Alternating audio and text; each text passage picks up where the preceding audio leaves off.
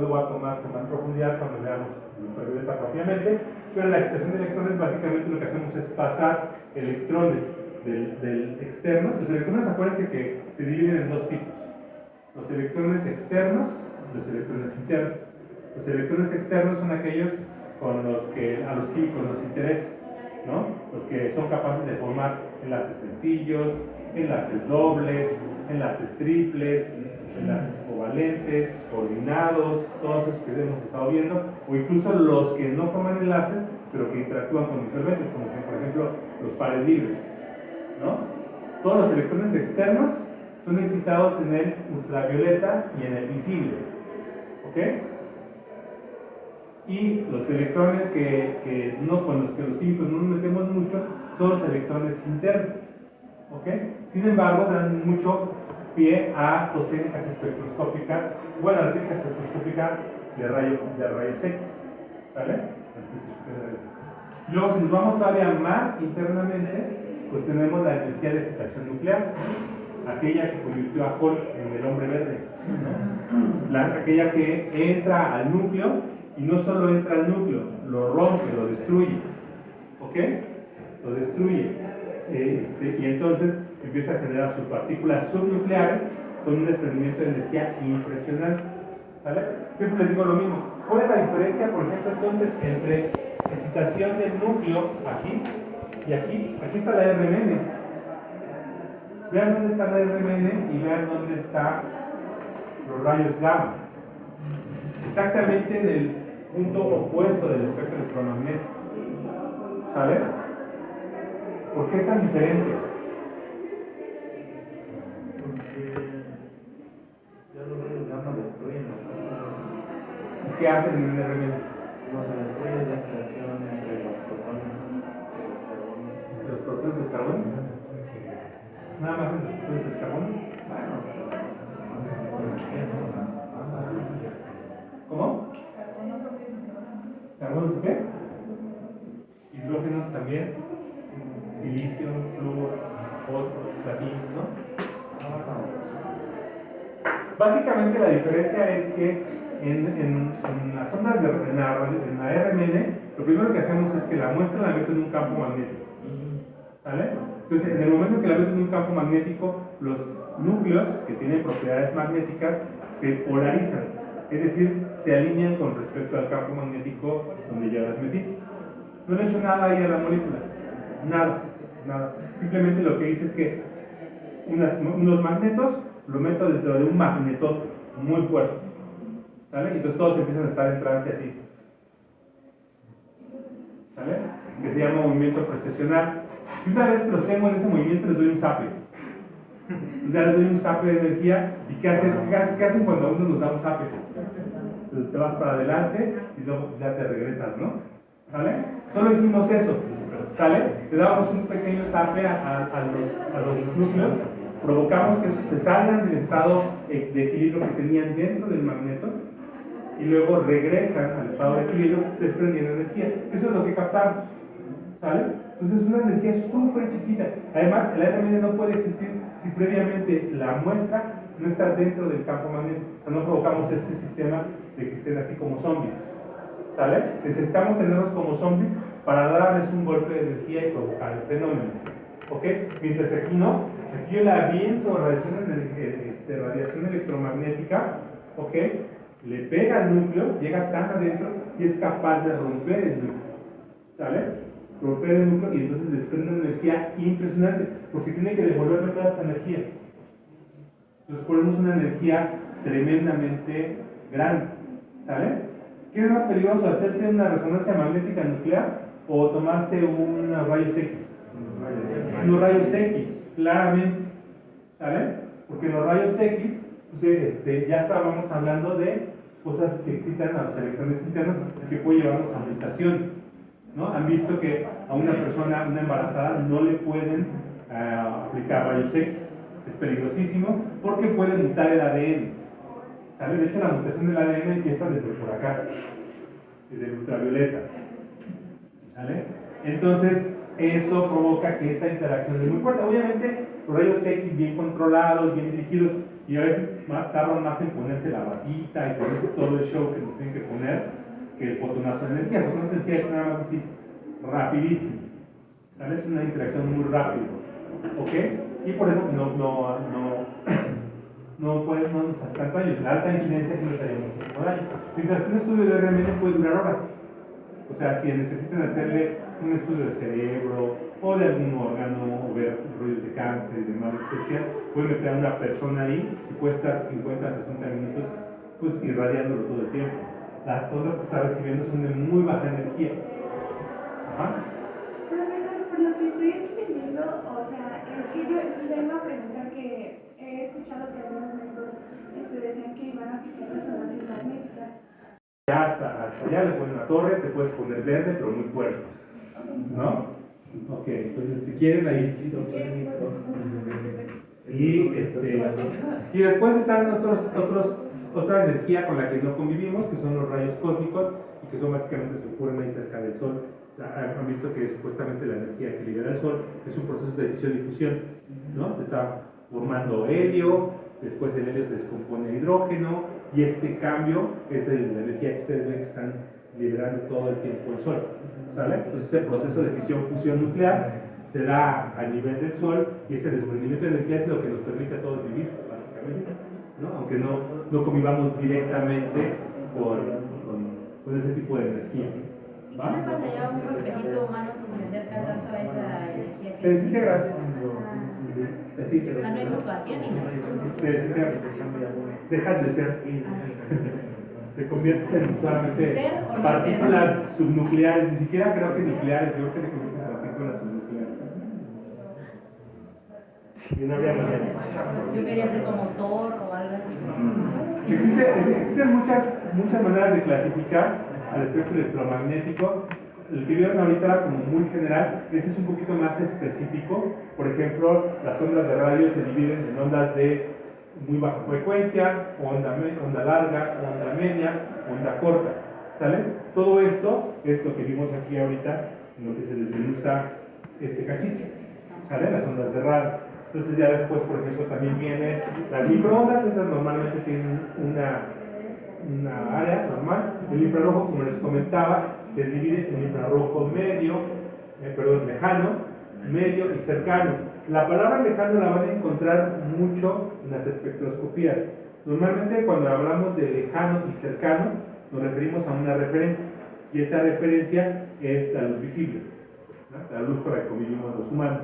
Entonces, por ejemplo, es infrarrojo lejano, porque es lejano al visible. Infrarrojo cercano, porque es cercano al visible. Ultravioleta cercano, porque es cercano al visible. Y ultravioleta lejano o extremo, porque es lejano al visible. ¿Sale? Entonces eso es algo común que van a encontrar en el sistema. Entonces, por ejemplo, el infrarrojo medio, el infrarrojo cercano, medio y cercano, pues dan técnicas espectroscópicas.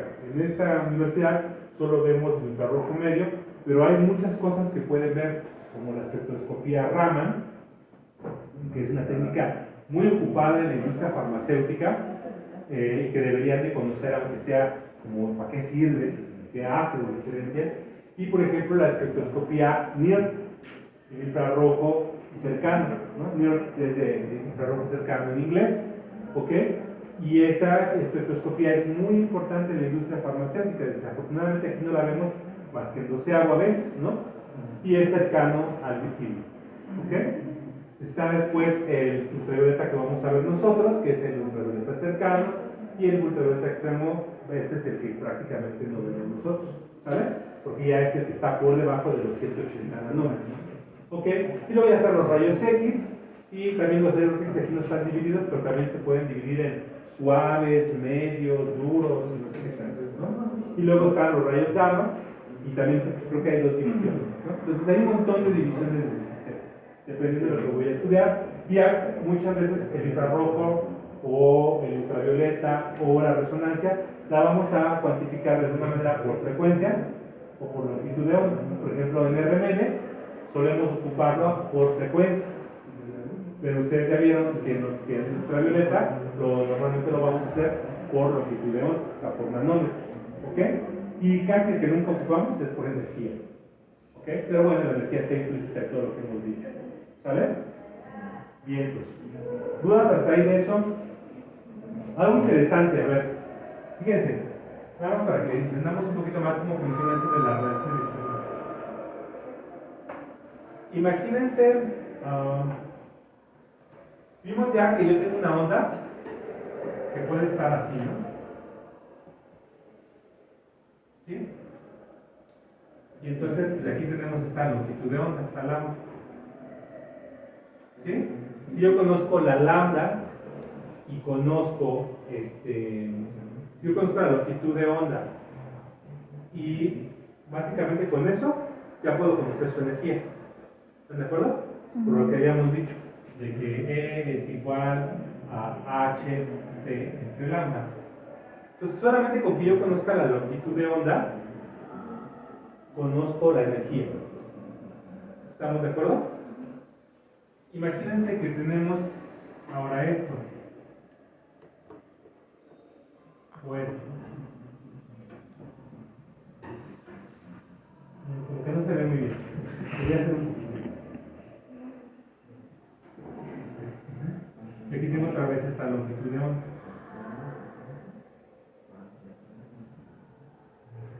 ¿Sí? Vamos a suponer, porque no se ve en mi dibujo, que la lambda X es igual a la lambda Y y a su vez igual a la lambda Z. Todas las longitudes de onda son iguales. ¿Sí? ¿Qué creen que hay de diferencia en ellas entonces? ¿Cómo? ¿La frecuencia?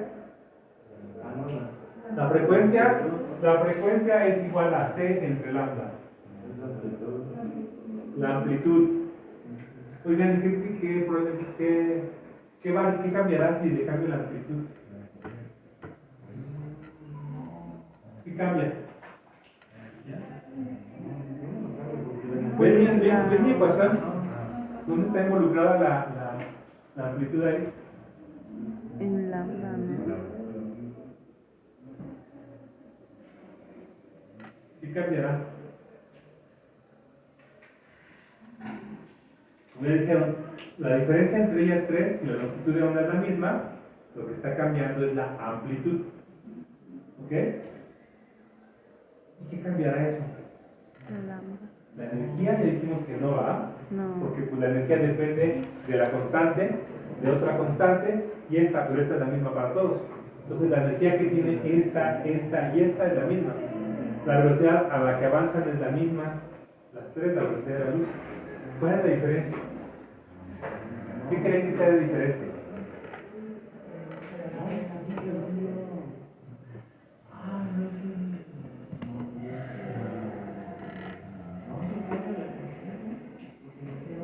¿Cambia la amplitud? Sí, cambió la amplitud. O sea, la amplitud de esta es esta, de esta es esta, y de esta es esta.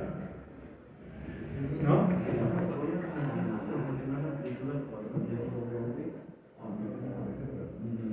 Hagan un ejercicio pues, ahí en su casa, ¿no? Agarren 3 vasitos con agua. Los 3 que sean exactamente iguales. Llénenlos al mismo nivel, los 3 vasitos con agua. Y entonces van a su microondas y meten el vaso A y le ponen, ¿cómo se llama? 1 minuto, ¿no? Ya, caliente. Lo sacan. Metan el vaso B igual y le ponen 1 minuto, pero antes de meterle 1 minuto, cambien un botoncito por ahí que dice microondas que dice potencia. Y disminuyen la potencia, digamos a la mitad. Y meten el mismo vasito, bueno, no el vasito B, no el mismo vasito, el vasito B, lo meten al microondas, ¿vale? Y luego saquen el vaso B, metan el vaso C y lleven el botón de potencia al mínimo y le vuelven a poner 1 minuto al vaso C. ¿Qué creen que pase? Se van a... posiblemente tengan la misma temperatura los 3. Ah, ándale, eso es muy importante, hay que medir la temperatura de los 3 vasitos, que puede ser su dedo. ¿No? Pero es un termómetro, su dedo. ¿Qué va a pasar? ¿Nadie ha ocupado el botón de potencia? ¿No? ¿Se va a configurar? ¿No? ¿Se va a configurar? Yo. ¿Carbón se puede? ¿Cómo? Es cierto. Yo no tengo muy claro. Yo no. Bueno, les puedo anticipar el resultado, pero ahora no se va a desconfigurar que te va a... Si no, no existiría. El que tiene el que le acaban el minuto de que no le hicieron nada, va a tener temperatura mayor, o sea, va a calentarse más que el que tiene el vaso B, a su vez que el vaso C. O sea, entre más baje la potencia, menor temperatura alcanza. ¿Qué estará pasando ahí? Pérdida de energía. Por ejemplo, tomémoslo como sonido. Entre mayor amplitud, pues va a sonar más fuerte, ¿no? Es como que en la luz va a ser lo mismo. O sea, nada más que no va a sonar más fuerte, nada más que va a ser más brillante, por ejemplo. Más brillante. Solamente ahora O crear más una fuerte. fluorescencia. Va a ser más fuerte. Entonces, ¿sí estamos cambiando la energía? Sí. Sí. Ah, No, intensidad. Entonces las ecuaciones estas de cuántica no tendrían. La interacción promedio, efectivamente. ¿Sale? La amplitud, viene con algo que se llama la capacidad perturbativa de la onda. ¿Sale? La capacidad perturbativa de la onda. ¿A qué me refiero a eso? Yo tengo el mismo número de moléculas, en los tres vasos con agua.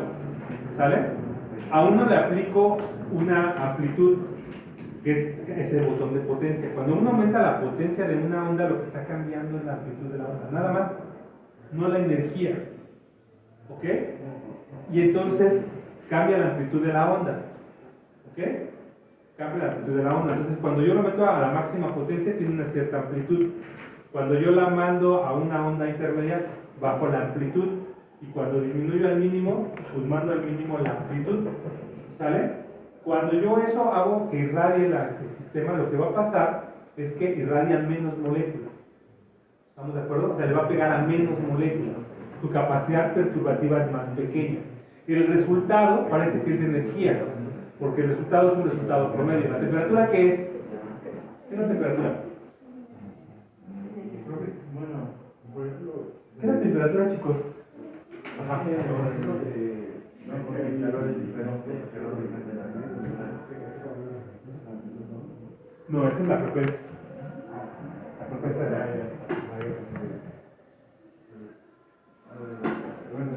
¿Qué es la temperatura? La energía. Nada más que energía. Energía cinética. La energía cinética promedio de las moléculas en un sistema. La energía promedio. ¿Sale? Si yo excité menos moléculas, ¿qué le pasa a la energía promedio? Disminuye. No porque sea menos energética la onda, sino porque perturbó a menos sujetos. ¿Estamos de acuerdo? Eso es lo que hace la amplitud. ¿Ok? La amplitud tiene mucho que ver con la capacidad perturbativa. ¿Sí? En muchos equipos, como equipos de ultravioleta, la amplitud está definida, no nos vamos a mover. Pero si, por ejemplo, un amplificador se daña, entonces pues lo que va a cambiar es su capacidad perturbativa. Aunque la onda siga bien, si el amplificador se daña, que por ejemplo fue lo que pasó en RMN, pues entonces se va a dañar, o sea, ya no va a llegar la energía que debe de llegar para poder excitar a las moléculas que yo necesito. ¿Sale? Cuando yo tengo una celda de ultravioleta, esta variable nunca la meto, la amplitud, la bicedita. ¿Vale? La amplitud de la onda que yo tengo que generar tiene que ser lo suficiente para poder excitar a las moléculas que están dentro de la celda. ¿Sale? Muchas veces lo que hacen muy caro los equipos de RMN, de rayos X, es cómo se amplifica la onda. Porque es que yo a lo mejor genero una ondita así, pero yo necesito una ondota así, que tenga la misma longitud de onda, pero amplificado. ¿Estamos de acuerdo? ¿Sí? Incluso como decía ahorita Diego, ¿no? O sea, cuando uno habla más fuerte, lo que está ampliando, lo que está buscando es la amplitud, lo que está aumentando es la amplitud de la onda. ¿Vale? Está cambiando, entonces la amplitud de la onda es la capacidad perturbativa. ¿Sale? Si ustedes tienen 3 vasos y a los 3 les cambian la potencia, van a tener diferentes temperaturas. No, aparentemente parecería, es que uno le dieron más energía que al otro. No, la energía promedio de cada uno es distinta, porque en uno excitamos a 1 millón de moléculas, en otro solo pudimos excitar a 500.000 moléculas, en otro solo pudimos excitar a 100.000 moléculas. Entonces la energía promedio es distinta en cada caso. ¿Están de acuerdo? Entonces ahí está ahí tiene que ver la amplitud de la onda. ¿Sale? En muchos equipos, particularmente equipos como NIR, como Raman, como ultravioleta, como infrarrojo medio, ¿sale? Pues la amplitud no es algo con lo que juguemos. La amplitud está muy definida por el tamaño de la celda. En RMN sí es importante la amplitud, ¿sale? Y eso es muy importante hasta para cuando entendemos cómo funcionan los equipos, ¿ok? O dónde puede estar dañándose, etcétera, etcétera. A veces no es la generación de la onda, sino en la amplitud de la onda, ¿ok? Vientos. ¿Dudas hasta ahí de eso? ¿No?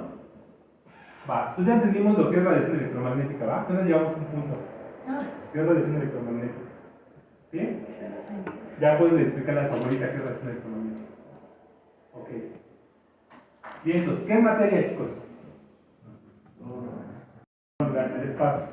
Sin embargo, aquí cuando hablamos de esta interacción radiación-materia, yo necesito, como espectroscopista, entender primero cuál es el estado de la materia y qué es exactamente lo que yo quiero analizar de la materia.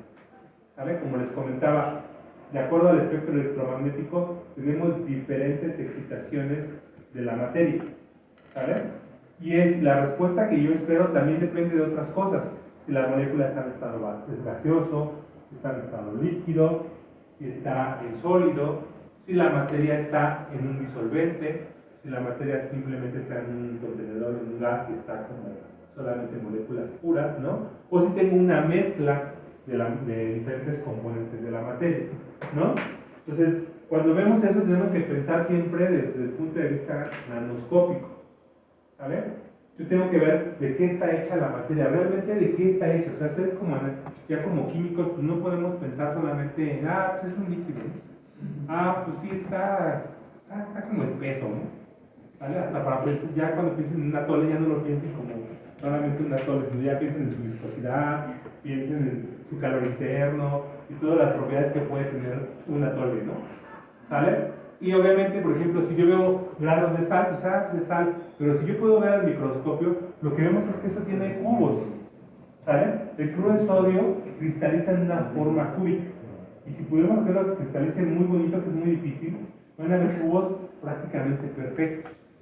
Y eso es muy importante, porque eso incluso, si yo entiendo un poquito que la materia es algo muy complicado de observar, puedo saber qué técnica puedo ocupar, ¿sale? Es decir, si yo sé que necesito saber la forma del cristal de rayos de una muestra de cloruro de sodio, pues la técnica adecuada es cristalografía de rayos X, ¿sale? Me voy a esa técnica para poder yo comprobar la forma que tiene esa materia, ¿sale? Si, como yo quiero estudiar, por ejemplo, actualmente una proteína, la estructura de una proteína por RMN, pues esa la puedo meter en un estado líquido y tengo que simular el estado fisiológico que mantenga la proteína en su estructura funcional, ¿no? No lo puedo meter simplemente así, porque ustedes ya saben que las proteínas las vemos y se descacharran todas, ¿no? Se descomponen. Entonces no solamente tengo que pensar en la materia como, pues sí, es simplemente